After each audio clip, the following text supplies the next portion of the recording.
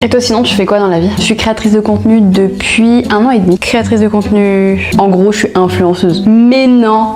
T'es influenceuse? Bah en soi c'est ce que tout le monde dit, mais honnêtement j'influence personne. T'as combien d'abonnés? 850 000 sur TikTok. 850 000? Mais attends, mais tu dois être riche? Pas vraiment. Attends, la meuf est influenceuse mais elle n'est pas riche. Bah je gagne très bien ma vie mais je roule pas sur l'or non plus. Tu gagnes combien par collab? Je suis pas très à l'aise à l'idée de parler de ça avec une inconnue. Juste ça. Tout de suite les grands mots. La meuf travaille 5 minutes par jour, elle est dans son canapé toute la journée et en plus il y a 850 000 personnes qui la suivent. Ça va. Il y en a qui se réveillent tous les matins à 6h, ils vont travailler au chantier, ils rentrent à 19h30 chez eux et ils gagnent beaucoup moins de temps. Oui je sais, j'ai énormément de respect pour les gens qui travaillent dur, mais en soi le fait que mon métier soit différent n'enlève en rien leur mérite. Attends mais du coup, j'ai un pote qui vient de se lancer dans le rap là. Tu penses que tu peux lui faire une story pour lui donner un petit peu de force? Je suis pas sûre non. Et j'ai la cousine du pote de mon père qui a une boutique à Paris. Tu penses que tu peux aussi lui faire une pub gratuite? Oui bien sûr, et je suis un panneau publicitaire bien sûr. De toute façon je connais rien au réseau, les gens qui racontent leur vie comme ça alors que tout le monde en a strictement rien à faire. Il y a peut-être 850 000 personnes qui ne s'en foutent pas. Oui mais ça doit être des enfants de 12 ans. Regarde ta tête, on dirait que t'as 15 ans max. Sors de chez moi. Quoi? Allez! Hey! Aujourd'hui je vous montre mes pièces préférées du mois d'avril. Et oui, on va un petit peu parler vêtements aujourd'hui.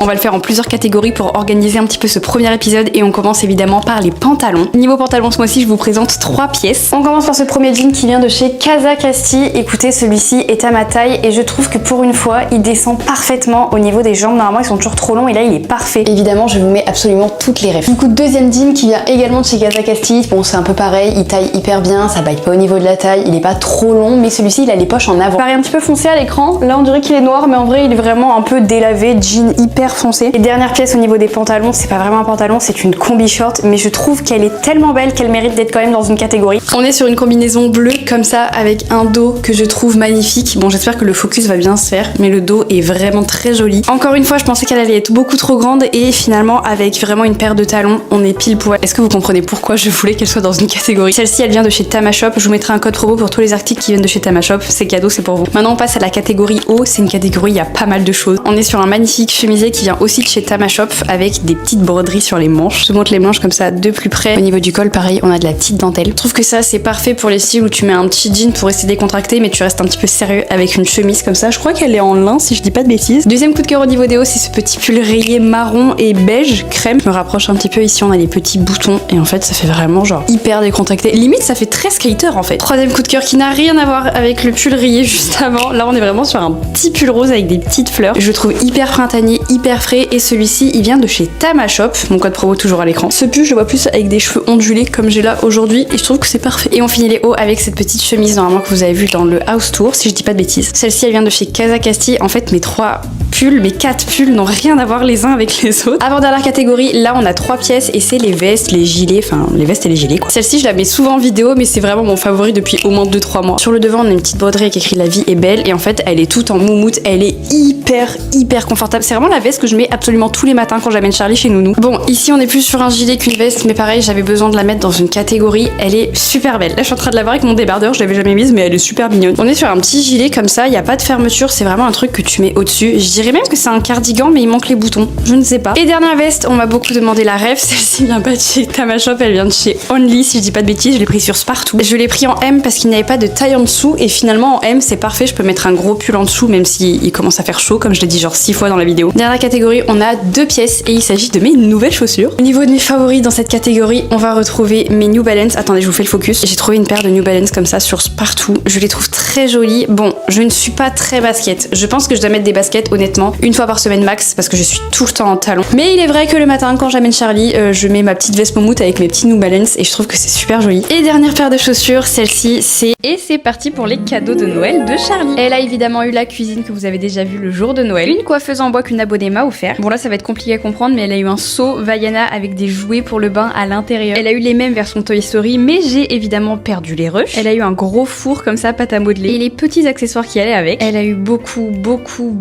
de livres Disney et plein d'autres. Nounou lui a aussi offert un puzzle de Stitch. Une autre copine d'abonnée lui a offert un petit cheval avec une petite poupée. Toujours des livres Disney. Attention là c'est The cadeau. Elle a eu le vrai Buzz l'éclair comme dans le film. Un pyjama Reine des Neiges et un pyjama princesse. Elle a eu un doudou lion de mon frère. Toujours dans le thème, elle a eu le vrai Woody comme dans le film. Elle a eu un cherche et trouve spécial 2 ans. Un livre Stitch avec plein de petites figurines. Ses premiers ustensiles de cuisine. Elle a encore eu des livres Disney. Elle a eu une nouvelle Tony de Nemo et de Olaf. Ma maman lui a offert ses premières craies. Elle a eu un petit train en bois avec lequel elle s'amuse absolument tous les jours. Bon après elle a eu d'autres cadeaux mais je suis incapable de vous dire ce que c'était, j'ai déjà tout rangé, je suis un petit peu perturbée en ce moment. Bon madame a été très gâtée, pas comme si son anniversaire c'était dans quelques semaines mais c'est pas grave. Et je vous fais de gros bisous. Je me suis mariée avec mon premier amour il y a déjà 4 mois les gars, 4 mois. J'ai l'impression que c'était hier et en même temps j'ai l'impression que c'était genre il y a 2 ans. Et à chaque fois que je repense à cette journée, je me dis qu'il y a des choses que je regrette pas du tout d'avoir fait et c'est ce que je vais vous citer dans cette vidéo. Alors déjà, je ne regrette pas du tout d'avoir loué cette fameuse maison pour les préparatifs du mariage parce que notre appartement était beaucoup trop petit et qu'on n'avait pas la place d'accueillir autant de personnes. Et d'ailleurs, au final, je trouve qu'elle rend tellement bien à l'image. Évidemment que je ne regrette pas d'avoir offert le maquillage à ma famille, ma maman, ma témoin, ma belle-mère et la marraine de Jérémy. Elles étaient toutes trop belles. À la base, je ne voulais faire que des bulles à la sortie de la mairie et au dernier moment, je me suis dit qu'il fallait des confettis et qu'est-ce que j'ai bien fait parce que les confettis, ça rend tellement bien à l'écran. D'ailleurs, fun fact, j'avais oublié que les confettis allaient péter, du coup, j'ai vraiment genre sursauté à la sortie de la mairie. Je ne regrette évidemment pas d'avoir fait une cérémonie laïque, c'est l'un des meilleurs choix qu'on ait pu faire pour ce mariage. On a fait que pleurer et c'était tellement beau de voir nos proches faire des discours pour parler de notre petit couple. Et évidemment, on ne regrette pas d'avoir fait le lancer de saucisson, en plus d'être hyper drôle, c'est le témoin de Jérémy et aussi le parrain de Charlie du coup qui a attrapé le saucisson, c'était trop mignon. Et je vous fais de gros bisous. Aujourd'hui, je vais réaliser le premier tournage de toute ma life. J'étais totalement stressée. J'avais rendez-vous à 9h et je me suis tapé 10 minutes de bouchon. Déjà, ça commençait très bien. Je vous ai pas vraiment tourné ça sous forme de vlog. J'ai juste fait plein de vidéos que je vais vous compiler en une vidéo et vous expliquer un peu comment j'étais. Bon, du coup, la vidéo est déjà sur mon compte, donc allez la voir. Et je devais jouer plein de Chloé différentes, donc plein de tenues différentes. Alors, ressenti à chaud, Chloé? Je suis hyper gênée. En fait, j'ai toujours été à l'aise derrière ma propre caméra, mais quand je sais qu'on me filme moi, je suis pas du tout, mais pas du tout à l'aise. J'ai évidemment été coiffée par la magnifique Laura, soit la coiffeuse que j'avais à mon mariage. Ça m'a fait trop plaisir de la retrouver pour autre chose que mon mariage. Le moment le plus dur du tournage, c'était au moment où je devais jouer la Chloé sûre d'elle, vraiment élancée en mode je suis une girl, pas du tout. J'étais trop mal. Je suis tellement critique avec moi-même que même là, genre je regarde les vidéos, je me dis mais meuf déjà tiens-toi droite. Bon changement de personnage et là c'est le perso genre sportif, donc le personnage qui me ressemble on va dire le plus. Je pense que malgré tout le truc le plus compliqué c'était que les gens nous regardaient et nous demandaient tout le temps genre c'est pourquoi vous tournez. Parce qu'il y en a qui étaient très cool mais il y en a qui me regardaient tellement mal en mode mais t'es qui en fait. Mais c'est pas grave, on reste dans la peau du personnage et on passe outre. D'ailleurs mille merci à Nathan et à Hector d'avoir été aussi patients et aussi gentils avec moi. Évidemment merci à une de mes meilleures copines Marine d'avoir aussi été là. Je l'oublie pas, d'accord. J'espère que ce genre de vidéo vous plaît parce que je suis prête à en refaire des milliers et je vous fais de gros bisous. On commence ce vlog avec Charlie devant la tour Eiffel et elle en avait strictement rien à faire. Vraiment j'avais un petit espoir qu'elle réagisse mais en fait rien du tout. Le problème à Paris c'est qu'il y a beaucoup de monde donc Charlie est non-stop en poussette ou en porte-bébé donc on essaye de faire le plus de parcs possible pour la laisser marcher un peu. Petite pause jambon, c'est pas Charlie qui nous dira le contraire et c'est reparti pour un tour. Cette fois-ci on a pris le bus parce que le métro avec la poussette c'est une horreur. On va pas vous cacher que l'objectif de ce midi c'était de trouver un McDo. D'ailleurs on est passé devant l'Olympia donc on était trop contents. Mission McDo est enfin validée et pour Charlie on a pris des petites frites. Au retour on est évidemment passé au Ritz, c'est pas nouveau, on adore faire les pâtisseries des grands chefs et là en l'occurrence c'était le chef François Perret. J'ai pris un éclair en trompe-l'œil et à la base je pensais vraiment que c'était un vrai éclair. Et petit update, je trouve qu'il avait pas assez de goût, désolé François Perret. Ensuite place à 40 minutes de marche, on voulait vraiment pas prendre les transports donc on a tout fait à pied ou presque. Et à 16h c'était déjà l'heure de reprendre notre train, c'est passé super vite. Comme à l'aller on a tout fait pour occuper Charlie pour ne pas qu'elle pète un câble, même si je vais être honnête elle nous a fait 2-3 crises de pleurs. D'ailleurs on a eu droit à un nouveau mot.